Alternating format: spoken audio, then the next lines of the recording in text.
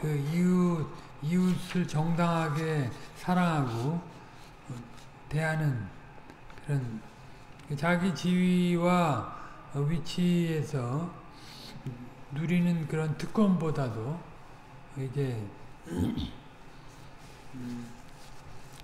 주님이 허락하신 질서 속에서 자기를 알고 또 자기 사역을 알아서 그렇게 표시하는 것, 그것이 참 정직한 것이다 하는 거죠. 이웃에게 정직한 거고 하나님 앞에서도 정직한 거죠.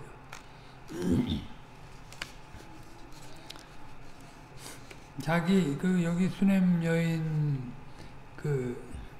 또 보면 뭐 무슨 다른 의도로 그 엘리사를 대접해서 뭘 또 받아 누리려고 하는 것은 아니고요. 내가 내 백성 중에 거하는 것으로 족하게 여기는, 그리고 이제 그 안에서 주께서 쓰시는 자들을 진짜 존경하는 그런 태도를 보인 거죠. 이런 것은 사실 구약에서도 사람의 지혜와 능력으로, 도덕으로 나타낼 수 없는 것들이에요. 그런 것들을 주님이 귀하게 보신 거죠. 신약의 고린도후서 말씀도 사도성을 의심하는 무리들이 있어가지고 사도를 비방하지만 그걸 변호하기 위해서 뭘 하려고 하는 게 아니고 오히려 자신은 더 그런 사도로서 더 그런 표적과 증거들을 많이 갖고 있고 다른 사도들보다 못하지 않은 그런 것이 있지만 그걸 내놓고 싶지는 않고 오히려 내가 약한데 주님의 능력이 강하게 되는 것들을 드러내고자만 했어요. 그게 정직한 거죠. 주의 사도로서 아주 정직한 것입니다. 근데 그것도 사실은 어떤 사람한테는 자기가 권리를 쓸 만한 거를 썼거든요. 그런데 그렇게 그 수준이 안 되는 사람들한테는 안 썼어요. 그렇게 보면 공평치 않은 거죠. 근데 그거를 또 용서해 달라고 하죠. 참 바울이나 여기 수냄 여인 또 엘리사도 그랬지만 늘 어떤 자세를 가지고 주의 백성으로 사역을 하고 당대 주님의 그릇으로 쓰이는가, 그런 걸 우리가 잘 헤아려 볼 필요가 있어요. 우리 안에 갇혀가지고 나와의 관계 속에서 모든 거를 다 해석하고 적용하려고 하는 그런 우리들 아닙니까? 나한테 잘하는 사람한테 잘하고 나한테 못되게 하는 사람들한테 못하고, 그게 사람이에요. 근데 그런 걸 뛰어넘었다 할지라도 이제 그걸로 자기 의를 삼지 않고 주님의 백성됨 그 자체로 만족하고 말이죠. 주님의 이름을 높이는 일에 감사하고 그런 태도가 굉장히 중요하죠. 그러니까 이런 사건들의 기록은 땅에서 있는 일이지만 이게 천국에 속한 자들의 그런 심상과 태도를 보여주는 거예요. 그러니까 9계명을 우리가 8계명 볼 때도 그걸 확인했고 분명히 13가지 이런 명령, 금령 이런 것들을 누릴 때 어떤 정신으로 그걸 누려가야 되는가, 그걸 계속 상기시키는 거예요. 그거를 외적으로 어떻게 하고 안 하고 보다도 근본적으로 어떤 태도가 있어야 이 계명의 본의와 그 목적에 부합한 삶을 살아갈 수 있겠는가, 그거를 상기시키는 거죠. 이제 그걸 잊어버리면 이게 뭐 이제 한없이 추락할 수 있어요. 하나님의 은혜를 다 잊어버리고. 오늘도 이게 내용이 꽤 많은데 절반 정도만 하겠습니다. 먼저 복습을 보죠. 구계명의 본의는 겸손히 회개하며 거룩한 사랑으로 행하는 데서 이루어진다. 다시 이제 그 계명을 지키는 일에 주님의 명령을 지키는 일을 이제 어떤 것을 근간으로 해서 해야 되냐. 늘 겸손한 회개와 거룩한 사랑으로. 구계명은 사랑 안에서 진실, 진리를 말하여 그리스도에게로 자랑할 것을 우리에게 명령합니다. 구계명은 다른 계명들과 더불어 그리스도와 거룩한 교회, 그리스도와 거룩한 나라를 우리 앞에 제시합니다. 이 분명한 진리는 우리 안에는 진리가 없고 거룩한 사랑이 없음을 겸손히 고백하는 것을 요구합니다. 이 칼빈주의 인간관이 확실히 있어야 돼요. 이거 우리가 얼마나 새카만 존재인가. 약간 회색적인 존재가 아니고 완전히 새카만 존재라는 걸 알아야 이제 계명을 제대로 지킬 수 있다는 거예요. 그렇지 않으면 자기보다 항상 더 새카맣게 보이는 사람을 판단하고 정죄하는 거예요. 그런 사람은 이웃을 속이는 거예요. 거짓말하는 거예요. 우리가 스스로는 거짓말장이고 자기 자랑만이 우리 안에 가득한 것을 철저히 인정해야 비로소 구계명을 행할 길이 우리에게 열리는 것입니다. 이게 인간 그 이웃 사랑을 할 수 있는 거는 내 쪽에서는 할 수 있는 게 아무것도 없다는 걸 시인한 토대 위에서 비로소 시작되는 거라니까요. 이걸 인정하지 않으면 바닥에 아직 내려가 보지 않은 사람이에요. 스스로 옳다고 생각하는 사람은 구계명을 형식적으로는 지킬 수 있지만 구계명의 정신을 깨닫지 못할 것입니다. 부자 청년같이 그 종교 생활을 할 수 있지만 신앙생활은 못하는 거예요. 주님이 다 팔고 따라오라고 할 때는 못 따라가는 거예요. 그걸 오늘이라고 하는 날 동안에 항상 내 삶에 딱 붙여가지고 내 그 행보에 붙여가지고 살아가야지. 그거 그렇게 살지 않으면 그냥 그거는 그 공연불이라는 거예요. 갈 수 없는 나라를 멀리 그냥 바라만 보고 있을 뿐이죠.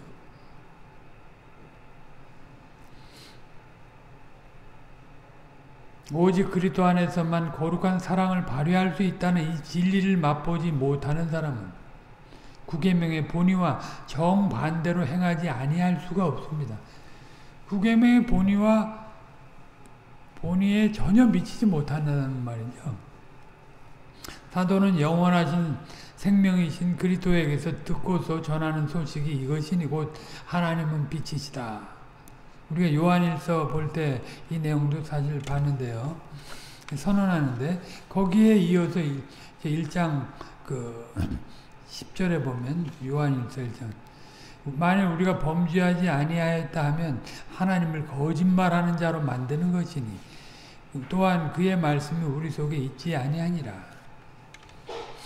그 바리새인들은 그 말을 거칠게 하고 함부로 하는 사람들 특징은 자신을 못 본다는 거예요. 자신이 얼마나 새까만지 모르는, 얼마나 추악한 존재인지, 얼마나 벌레만도 못하고 개만도 못한 존재인지 모르는 거예요. 자기는 그냥 뭐 믿을만 해서 믿은 사람처럼 생각하는 거예요. 거짓말하는 겁니다. 그런 사람은 계명을 지킬 수 없어요. 내가 죄에 범하지 아니하였다 주장한다면 빛이신 하나님을 거짓말하는 자로 만든다 하였습니다. 내가 죄 없다 한다면 스스로 속이는 거지. 그러니까 다른 사람의 죄를 지적할 때도 내가 죄가 그보다 더하다고 생각하면 언어의 그 톤이 달라지고 뉘앙스가 달라지는 거잖아요. 자기는 높다고 생각하면 언어가 반드시 높아져 버려요. 거칠어지고. 1장 8절에서도 보면 만일 우리가 죄 없다 하면 스스로 속이고 또 진리가 우리 속에 있지 아니할 것이요. 진리가 없다는 거예요. 이게 참 비참한 일 아닙니까? 평생 교회를 다녀도 진리가 없이 살아가는 거예요. 내가 죄 없다 하면 거짓말하는 것이고 진리가 내 안에 있지 않습니다. 내가 죄인이라는 것을 인정해야만 진실을 말할 길이 열립니다. 죄인이 그냥 경범 죄인이 아니고요. 사형 죄인이에요. 사형. 주님을 십자가에 못 박은 장본인입니다. 그걸 인정해야 시작을 하는 거라니까요. 신앙생활을. 그래야만 진실을 말할 길이 열립니다. 나는 진실하지 않습니다. 해야 주님만이 진실하다는 말을 할 수가 있는 거예요. 내가 죄인인 사실을 인정하지 아니하는 그것이 곧 거짓말 아닙니까? 내가 죄 없는 것처럼 처신하고 다른 사람의 죄를 들추어 내려는 것이 심각한 거짓 아닙니까? 그러니까 항상 말내는 사람들은 꼭 그 바닥에 안 간 사람들이에요. 바닥에 안 간 사람들 여기저기 다니면서 이제 일만 저질러는 뭐 바른 말 한다고 뭐 없는 사실 아니고 있는 사실을 얘기한다고 하면서 거짓말하는 거예요. 어디 그뿐입니까? 내가 죄 범하지 않았다 하면 하나님을 거짓말하는 분으로 만드는 가장 큰 거짓말이 됩니다. 우리가 서로 실수를 용납하지 아니하는 것이 바로 거짓에 속합니다. 그 70번에 7번이라도 우리가 용서를 해야 되는. 왜냐하면 내가 그렇잖아요. 주님이 내 몸을 사랑하는 것 같이 이웃을 사랑하라. 근데 내 몸은 어떤 몸입니까? 하나님을 대적한 몸이고, 하나님을 어긴 몸이고, 이웃을 이용한 몸이고, 형제도 다 이용한 몸이에요. 근데 그거 맨날 먹이고 입혀요. 내가 그렇잖아요. 내가 사형 죄인인데도 먹이고 입히잖아요. 나니까.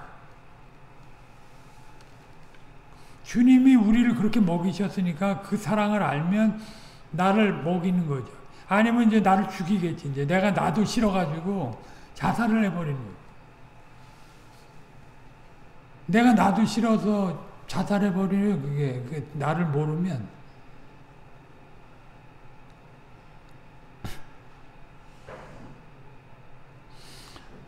우리가 서로 정답을 강요하는 것이 바로 그런 거짓입니다. 우리가 정답 아니면 말하기를 두려워하는 것도 사실은 스스로 속는 것입니다. 어떻게 우리가 정답만 말할 수 있습니까? 우리가 어떻게 실수하지 않을 수 있습니까? 그런데도 실수를 용납하지 아니하고 정답만 강요한다면 그것이야말로 거짓 아닙니까? 그러니까 진짜 은혜가 있는 사람은 다른 사람을 보면 나를 보는 거예요. 은혜가 없으니까 다른 사람, 자기는 안 보고 나만 보는 거지. 예.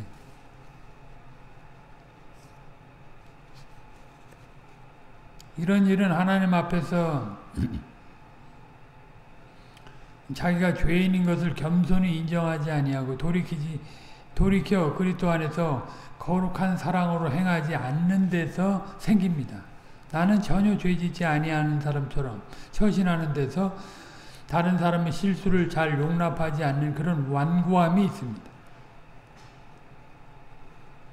기다릴 줄 모르죠.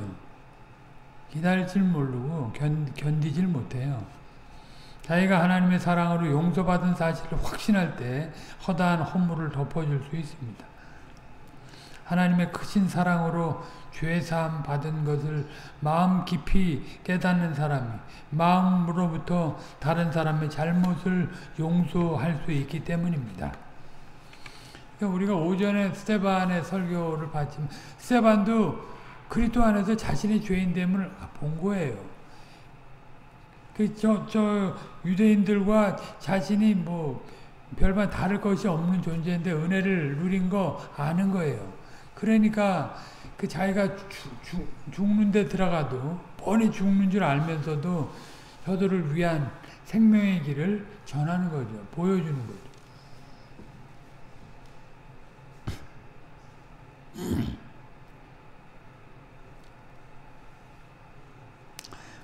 그 하나님의 크신 사랑으로 죄사함을 받은 것을 마음 깊이 깨닫는 사람, 마음으로부터 다른 사람의 잘못을 용서할 수 있습니다. 그러므로 구계명의 본의대로 오직 진실을 말하는 사회는 자기의 죄인인 것을 기꺼이 인정하는 사회이겠습니다. 자기가 죄인 된 것을 기꺼이 인정하는 사회. 진실을 말하는 사회는, 그러니까 이 사회가 거룩해진다는 것은 자기가 죄인이라고 하는 깊이를 더 구체적으로 얘기하고 더 거기서 나오기를 형제들에게 도움을 구하고 주님의 긍휼을 바라는 그런 게 거룩한 사회가 되는 거죠. 그런 사회에서만이 사람의 영광은 다 물러가고 그리스도의 영광이 나타날 것입니다. 인생은 모두 거짓말쟁이며 진리는 오직 그리스도 안에 있다고 고백하는 이 거룩한 사회에서만 사람의 말은 다 뒤로 물러가고 오직 그리스도의 말씀이 왕노릇하는 것입니다. 그리스도의 말씀이 우리를 거짓말에서 벗어나게 하고 거룩의 사회로 서나가게 할 것입니다.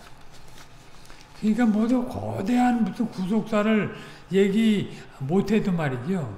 자기 죄를 시인하고 거기서부터 나가면 그 어눌한 그 사람들을 주님이 쓰셔서 그리스도와 같이 만드시는 거예요.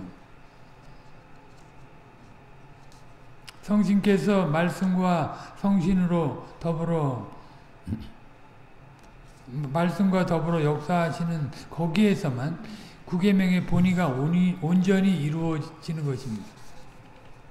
그러니까 우리가 말씀과 성신을 의지한다고 할 때는 우리라는 걸 빼놓고 말씀과 성신의 인도를 받아서 새 사람으로서 살아가기를 바라는 것이지 우리를 끼워서 하는 게 아니에요. 우리가 말씀과 성신의 인도를 받는다고 할 때는 우리라는 거는 그리스도 안에서 우리로 의미가 있는 것이기 때문에 그런 거죠. 성신께서 강단에서 복음의 말씀을 풍부히 내려주시는 일이 있어야만 우리가 기꺼이 거짓말쟁이인 것을 인정하면서 그리스도를 전심으로 바라보게 될 것입니다. 오직 그리스도를 고백하는 거기서만 나는 아무것도 아니라는 겸손이 나오기 때문입니다. 이게 그리스도를 주로 모시지 않기 때문에 그리스도를 종으로 만든다니까요. 자기가 전부 그리스도, 토탈 그리스도스 아닙니까 이게? 를 추구하는 교회에서만 나는 어떻게 되든 상관이 없다는 믿음이 발휘되기 때문입니다.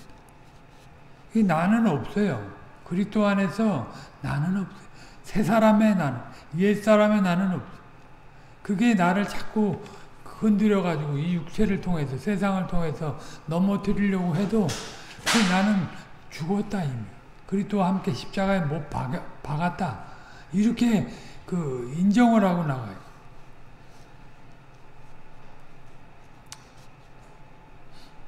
그게 정리가 안 됐기 때문에 늘 거기에 그게 자존심이 돼가지고 열등감이 돼가지고 여전히 자기를 그냥 찍어 누르는 거예요. 찍어 누르는 거예요.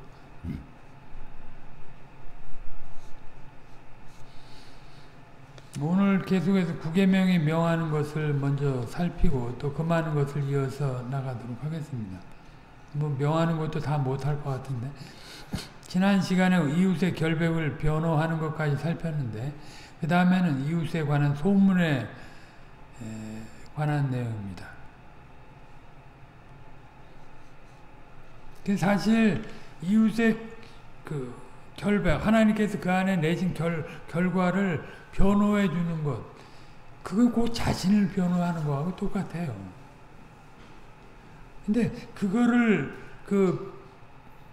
그걸 탐해하고 그런 건 자신을 탐해하는 거하고 똑같아요. 사실.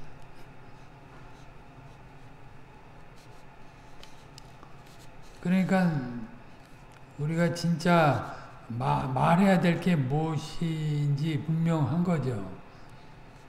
이웃에 대한 그 나쁜 소문을 내지 않고 이웃에 관한 좋은 소문을 내려고 하는 거지. 이웃에 관한 좋은 소문을 흔쾌히 받아들이지만 나쁜 소문은 인정하기를 어려워하는 것. 나쁜 소문은 확실한 증거가 없이 받아들이지 않는 것입니다. 사실 나쁜 소문을 받아들였다 할지라도 그거를 탐해하고 정죄하는 게 아니라 그 연약함을 안타까워하고 그를 위해서 기도를 해야죠.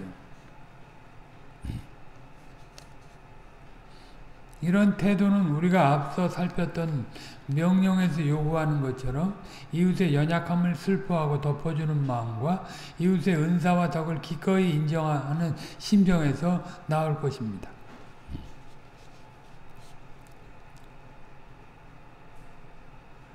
조나단 에드워즈가 그런 표현을 했는데 사실 진짜 은혜가 있는 사람은 종교 개혁자들의 그 시대적 한계가 있잖아요.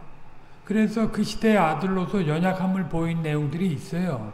그리고 또 그 문제를 다 다룰 수가 없는 상황 속에서 그 시대 앞에 가장 심각하게 대두된 그 문제를 처리하기 위해서 그 문제의 그 연약한 부분을 어떻게 그냥 간과하고 넘어갈 수 있어요. 근데 그걸 이해하는 거죠. 이 후대 사람들은, 생명이 있는 사람들은.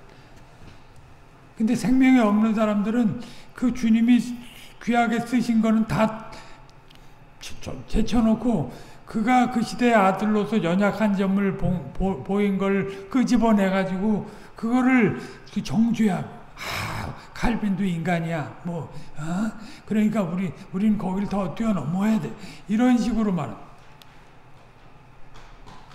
이게 같은 말을 해도 그렇게 말할 수가 없어요. 사실은 주님의 은혜를 알고 자신이 얼마나 연약한 존재인 걸 알면 참 이렇게 귀하게 쓰였다. 이렇게 다 죄인들이고 연약한 존재들인데 그거를 오히려 그 수많은 단점들 속에서 장점으로 쓰인 것들을 귀하게 볼 거 아닙니까? 근데 이게 은혜가 없는 사람들은 수많은 장점들 다 놔두고 그 단점만 후벼 파는 거예요. 어디 가서 소문을 내고. 그런 사람들은 파괴적인 사람들이죠. 굉장히 파괴적인. 그런 사람, 이 뒤에 보면 그런 사람의 말을 못하게 하라고 했어요, 사실은. 같이 동조하지 말고. 그게 사실은, 사실일지라도 그건 나쁜 뉴스거든요. 사실일지라도 나쁜 뉴스예요.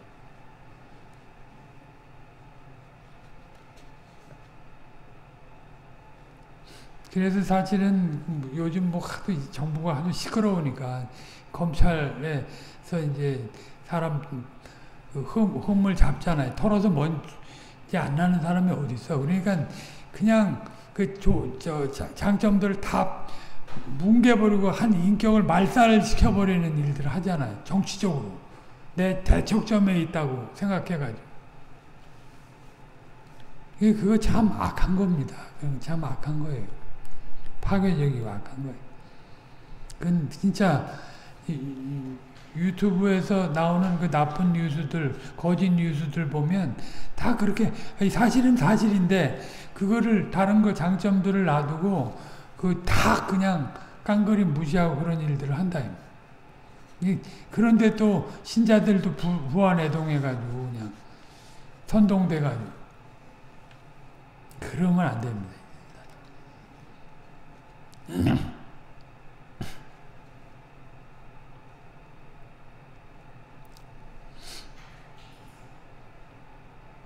이웃의 그 연약함을 슬퍼하고 덮어주는 마음.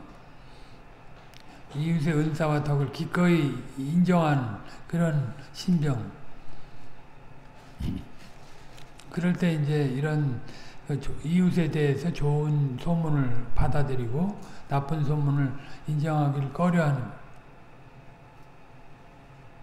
물론 이웃의 연약함을 슬퍼하는 마음은 거룩한 사랑에서 나오고, 마찬가지로 그리스도의 마음에서 이웃의 은사와 덕을 기꺼이 인정하는 심정이 나올 것입니다.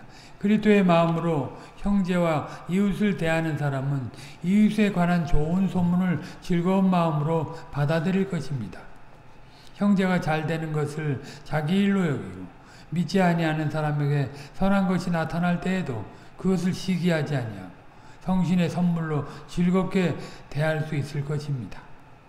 마찬가지로 형제와 이웃을 향하여 거룩한 사랑을 품고 있는 사람은 이웃에 관한 나쁜 소문이 들릴 때 설마 그럴 리가 있으랴 하면서 이웃의 좋은 면을 보려고 할 것입니다. 사람은 본래 남의 좋지 아니한 말을 듣기 좋아하기 때문에 그리스도의 마음, 거룩한 사랑으로가 아니면 확실한 근거도 없는데도 나쁜 소문을 믿기 쉽습니다. 자, 나쁜 소문도 내요. 그리고 나쁜 소문을 또 믿어버려요.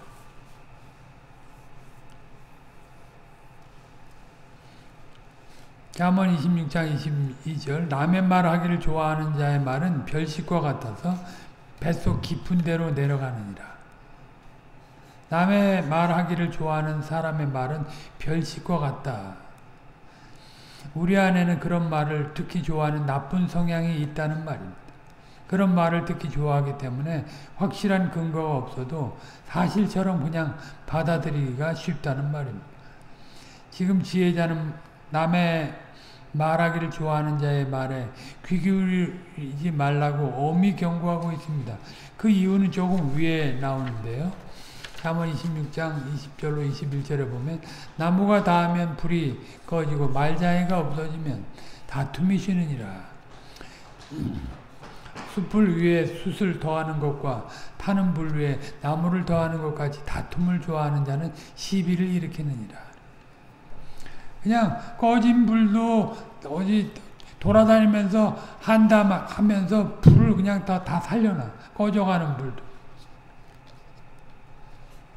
이게 참 파괴적이죠. 이게 말쟁이들이 그래요. 20절에 말쟁이가 나오는데 22절에는 남의 말을 하기를 좋아하는 자라고 되어 있습니다. 같은 낱말인데 약간 다르게 번역되었습니다. 어떤 사람이 남의 말을 하기를 좋아하는 이유가 무엇입니까? 사람 사이에 다툼을 일으키려 하기 때문입니다.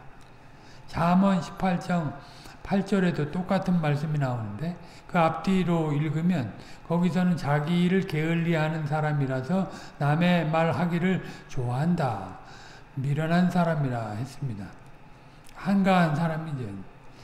하나님이 주신 소명을 힘써서 행하지 않으니까 그 마음이 미련해지고 그 마음이 타락한 본성대로 작용하니까 결국 사람들 이간질하는 일을 즐거워하는 것입니다. 남이 잘 되는 꼴을 못 보는 거죠. 그런 사람이 과연 사실을 사실대로 말하겠습니까? 좋은 것도 항상 비꼬아버리는 거죠. 예? 하나님의 말씀을 멀리하고 타락한 본성에 이끌려 사는 사람이 진실을 볼 수나 있겠습니까? 지혜자는 그런 사람이 어떤 사람인지 이렇게 말합니다. 잠언 26장 23절로 25절 온유한 입술에 악한 마음은 낮은 은을 입힌 톡이니라. 금방 벗겨지는 거죠. 감정 있는 자는 입술로는 꾸미고 속에는 괴유를 품나니 그 말이 좋을지라도 믿지 말 것은 그 마음에 7가지 가증한 것이 있음이라.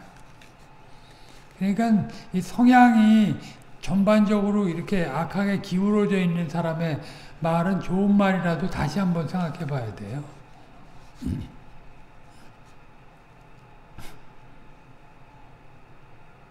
다툼을 일으키려고 남의 말을 하려고 했으니까 그 사람에게는 진실이 중요한 게 아니라 싸움 구경이 중요합니다. 여기 온유한 입술의 악한 마음이라 했는데 온유한 입술보다는 불타는 입술입니다. 미움과 분노로 불타는 입술입니다. 악한 마음에서 미움과 분노가 올라와서 그 입술이 불탄다. 진리를 바로 세우기 위해서 그 어떤 문제점을 알고 그걸 회복해 가려고 해서 말하는 거하고 그냥 시기해가지고 그 후벼파는 거하고는 다른 거죠. 그런 사람은 조금 얻은 찌꺼기로 살짝 입힌 질그릇과 같습니다. 은찌꺼기로 천한 질그릇 표면을 숨기려고 하지만 숨길 수가 없습니다. 24절이 그것을 보여줍니다. 마음에 미움을 품고 있으면서 입술로 미움을 감추려 합니다만 결국 거짓말을 하는 것입니다. 금방 드러나죠. 그래서 그런 사람의 말은 아무리 듣기 좋은 것이라도 절대 믿지 말라는 것입니다. 그 속에 온갖 가증한 것이 있기 때문입니다. 참된 믿음과 거룩한 사랑을 가진 신자라면 그것이 진실을 말하는 것인지 아니면 이간질하는 이야기인지 아닌지 구별할 것입니다. 분별력이 없는 사람은 항상 거짓 뉴스에 혹하더라고요. 거짓 뉴스에.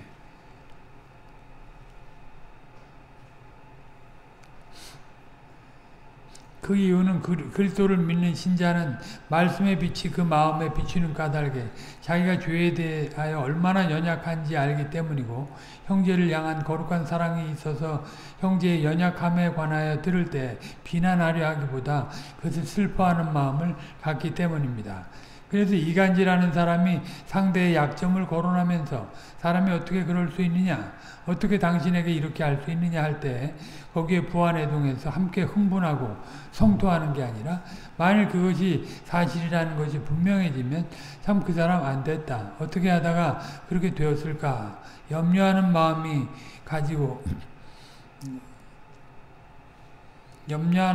가지고 심지어 그를 위하여 기도하는 마음을 가질 것이고 만일 사실이 아니라 거짓 섞여 있다면 비난하는 사람들은 그런 사람이 아닐 것이라고 오히려 두둔하거나 더 나아가 계속 근거 없이 비난하면서 이간질하려 하는 것을 알아챈다면 그 악한 말을 단호히 끊어버리고 아예 그 말을 듣지 아니하려 할 것입니다. 그리고 뭐 이제 더 나아가서는 요 다음에는 나오지만 그런 사람의 말을 막아야죠. 우리 교우 여러분은 이 강단에서 여러분 benefit of the doubt 라는 영어 표현을 들으신 적이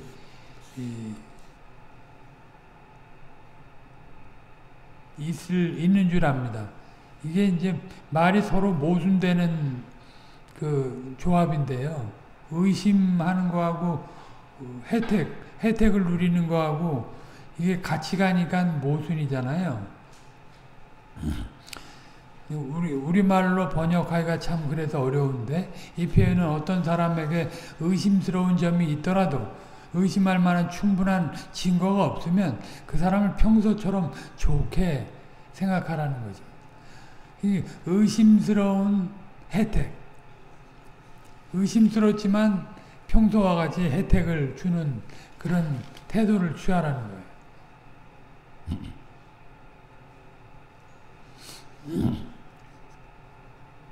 법률에서도 증거가 충분하지 아니하면 무죄로 간주하는 것처럼 그처럼 일상생활에서도 의심이 들지만 확실하지 않을 때는 여전히 신뢰하는 것입니다.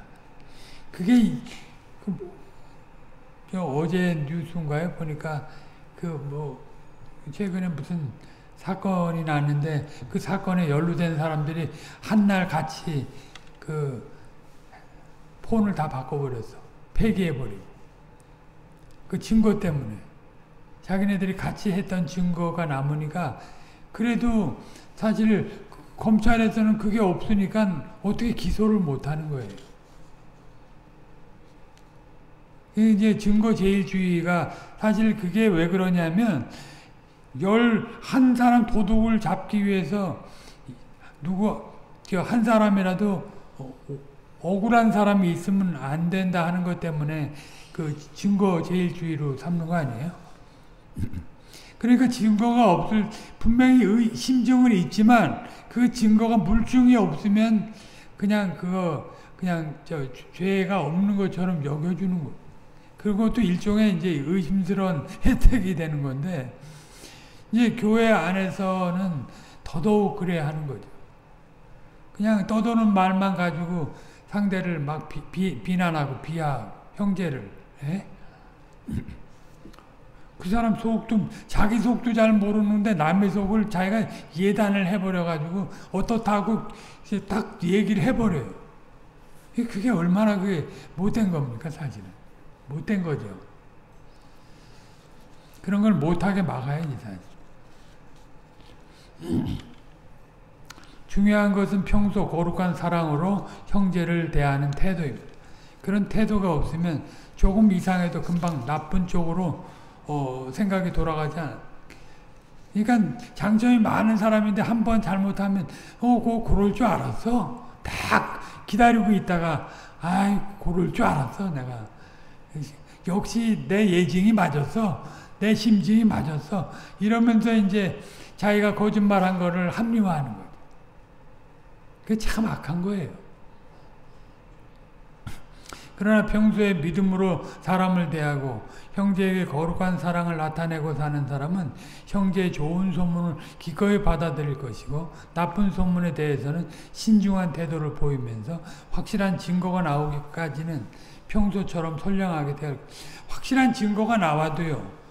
사람을 궁휼히 여기는 마음을 가져야 돼요. 그러니까 너희가 궁휼이 없이는 하나님 앞에서 궁휼함을 받지 못할 거라고 그랬어요. 거기에 걸리는 거죠, 사실. 그 나쁜 소문을 인정한다 할지라도 그 궁휼한 마음이 없으면 그 자신이 궁휼함을 벌써 못 받는 거예요. 그러니까 자기를 죽이려고 했던 사람도 그 용서하고 가까이 할 수 있는 그런 거는 그리스도의 사랑을 알 때만 가능한 거예요. 아무리 굉장히 그게 속으로는 안 되는데 겉으로 꾸미면 회개를 해야 되는데 사실은 그 회개하기 싫으니까 겉으로 꾸미는 거거든요. 그게 이제 이 도기에 은 살짝 바르는 거랑 똑같다. 그 다음에 이제 두 번째, 험담하는 사람과 아첨하는 사람과 중상하는 사람을 막는 겁니다. 이 주제는 방금 논의한 주제와 연결될 것입니다.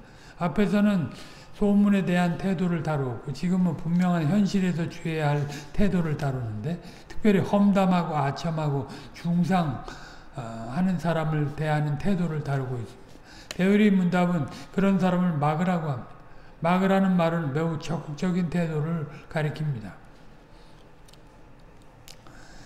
그런 악행을 행하는 사람에게 분명한 반대 의견을 표시해서 그런 악행을 할 엄두를 내지 못하게 하라는 말입니다. 외방인이야 세상에서 법적으로 판단할 거 아닙니까? 근데 교중 사람들은 그런 사람들이 있으면 내쫓으라고 그랬잖아요. 계속 자기를 자기 죄인됨을 시인하지 않고 남만 후벼 파는 사람, 그런 사람들은 내쫓아야 돼요, 사실. 그래서 회개할 기회를 줘야 돼요.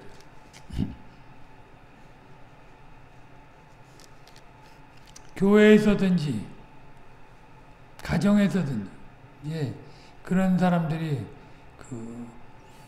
악행을 하지 못하도록 막아야 됩니다.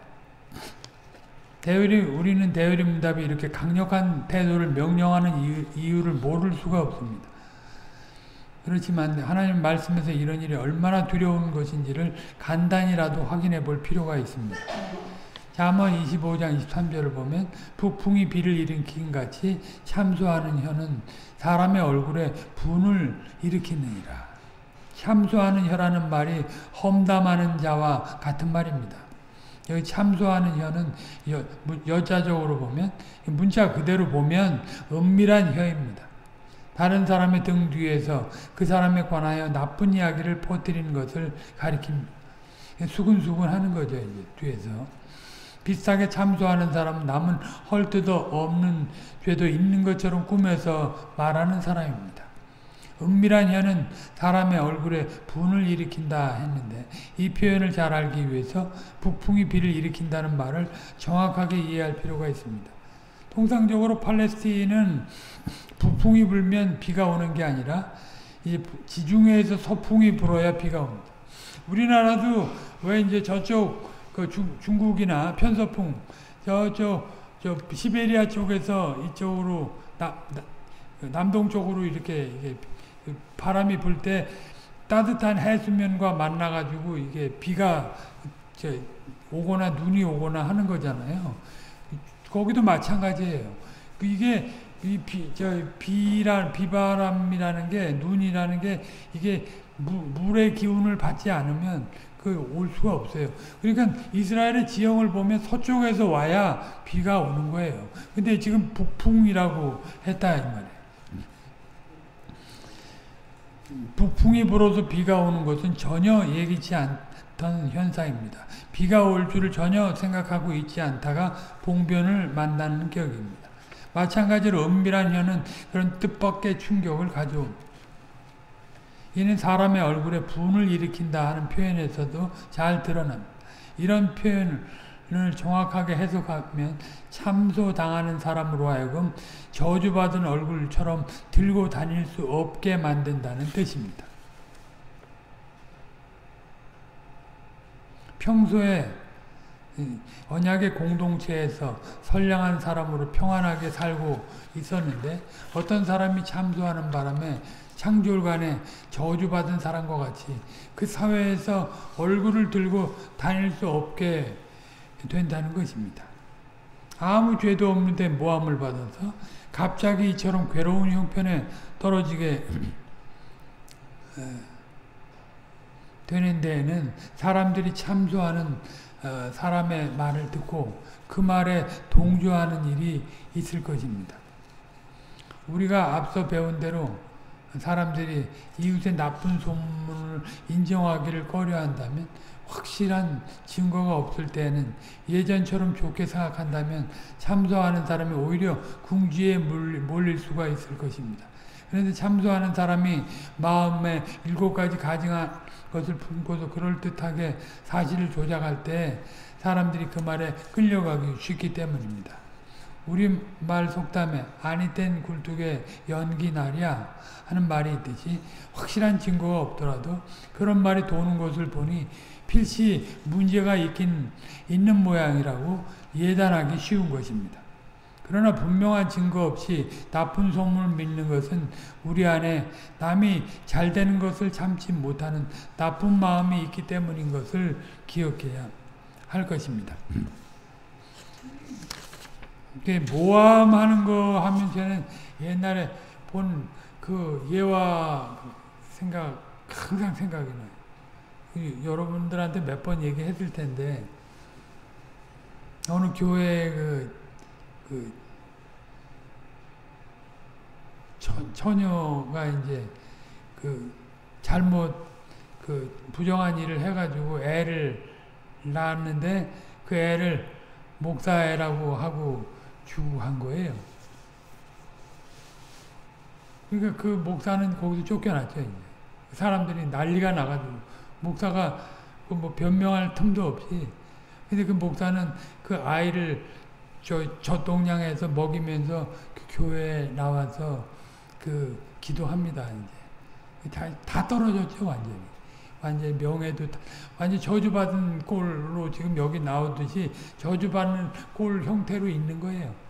근데 그걸 보고 거짓말한 그 처녀 그 사람이 나중에 회개해 가지고 와서 그걸 돌이키잖아요. 그러니까 참 그 목사가 그런 마음을 그러니까 가지고 있었으니까 그런 결과가 있었던 거죠. 사람들 그러니까 그 거짓말에 속아가지고 그냥 얼마나 그 잘못한 거예요, 사실은. 사실 신자라면 그 목사가 아니라도 모든 신자라면 자기가 억울한 일 당해도 그걸 변호하려고 그거 나는 이런데 이렇게 뭐 나는 의로운데 이게 아니고요. 주님이 의로운 걸로 얘기해야 되고요. 주님의 뜻이 어디 있는가를 살피는 게 그게 분별력이 있는 일이 되는 거예요. 이 멘탈이 신앙이 없거나 멘탈이 약한 사람들은 그 자살할 일 아닙니까?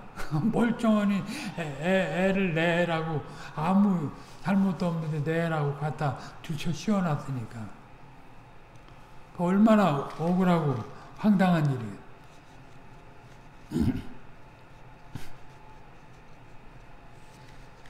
이게 조심해야 됩니다.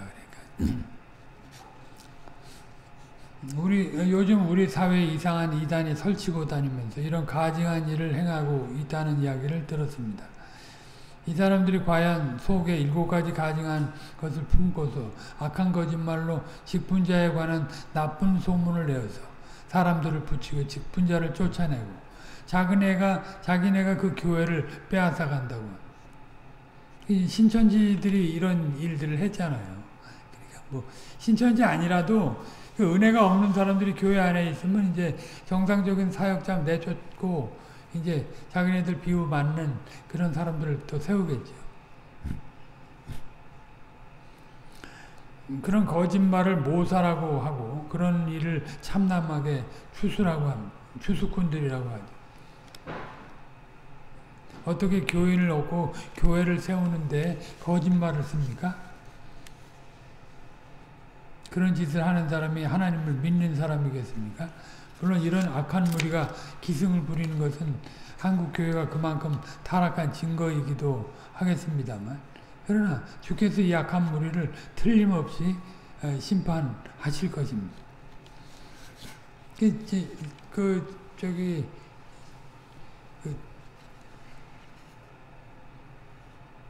나는 내가 핍박하는 예수라 사도행전 강해 거기서도 그런 예화가 나오잖아요.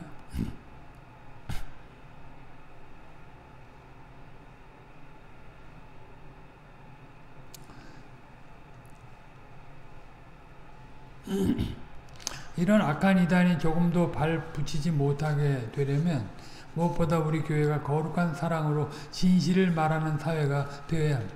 진실을 말하는 것은 아까도 말씀드렸지만 나는 죄인이다. 머리끝부터 발끝까지. 그리고 주님만 의롭다 얘기해야지 이게 남의 말을 안 내는 거예요. 남의 말을 내는 사람은 자기를 모르는 사람, 주님의 은혜를 모르고 자기를 모르고 이웃을 모르는 거예요.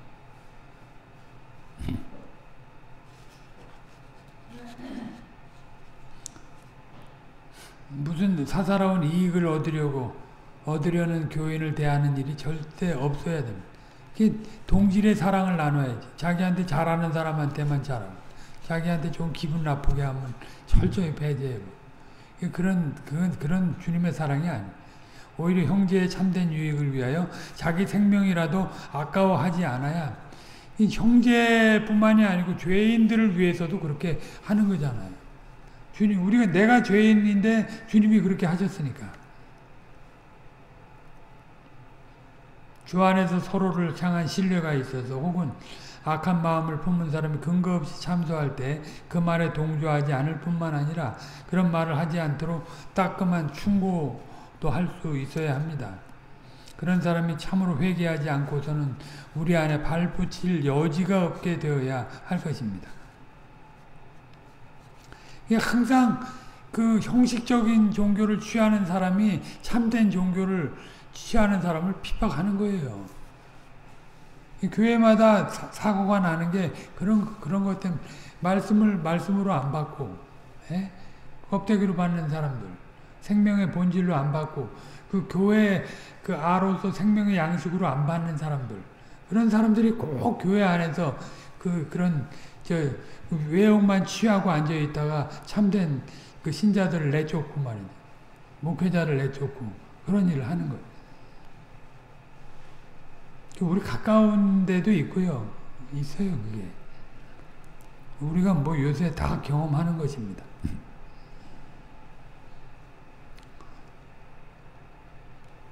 마찬가지로 우리 안에는 악한 본성이 있어서 의도하지 않았더라도 다른 사람을 나쁘게 말하려는 그런 성향이 있다는 걸 늘 주의해야 할 것입니다. 그때 안 볼 때는 대통령도 욕한다고 했잖아요. 왕도 욕한다고. 그러면 나 가진 정도에 나 정도에 얼마든지 욕하는 거지 뭐. 남 욕하는 거에 대해서 그냥 길길이 뛸 일도 없어요, 사실은. 나는 늘 그런 그보다 더한 존재다. 이 생각을 하고 있어요. 그래야 상처를 안 받죠, 사실. 시편 101편 5절에 보면 그 이웃을 극히 허는 자를 내가 멸할 것이요 눈이 높고 마음이 교만한 자를 내가 용납지 아니하리로다. 그 이웃을 극히 허는 자라는 말은 은밀히 그 이웃을 중상하는 사람을 가리킵니다. 대놓고 중상하는 게 아니라 은밀히 하는 거예요. 대놓고는 할 자신이 없는 거예요. 항상 뒤에서 그냥 수군수군 되는 거예요. 중상이라는 사실과 달리 나쁜 이야기를 해서 중상이란 사실과 달리 나쁜 이야기를 해서 그 사람의 명예를 더럽히는 것 아닙니까? 하나님의 교회에서는 이웃이 잘못한 일이 있으면 사랑의 심정을 품고 와서 그 잘못을 고칠 것을 권해야 하는 것 아닙니까? 중요한 것은 죄가 우리 가운데 제거되는 사실입니다.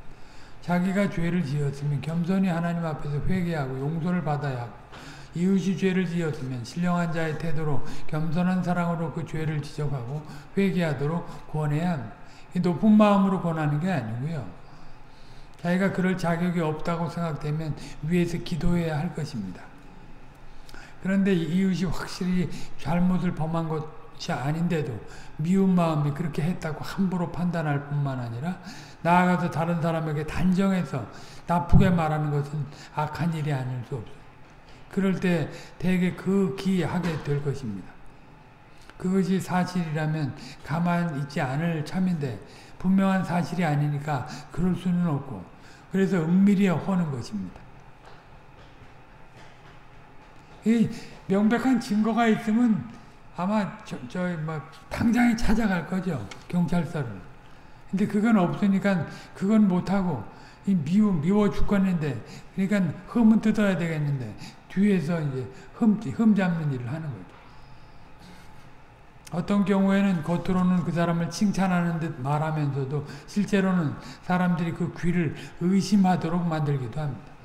사단이 그 하와를 꿰일 때 그런 식으로 하는 거예요. 이만큼 우리 안에 있는 악한 본성은 교묘합니다. 본성은 교묘합니다. 어떤 사람에 대해 미운 마음이 들 때 이런 악한 본성에 휩쓸리지 않도록 주의해야 합니다. 다윗을 은밀히 허는 자를 내가 멸해볼 것이라고 합니다. 다윗은 은밀히 허는 자를 내가 멸해버릴 것이다 했습니다. 이 죄의 성격을 아는 거죠.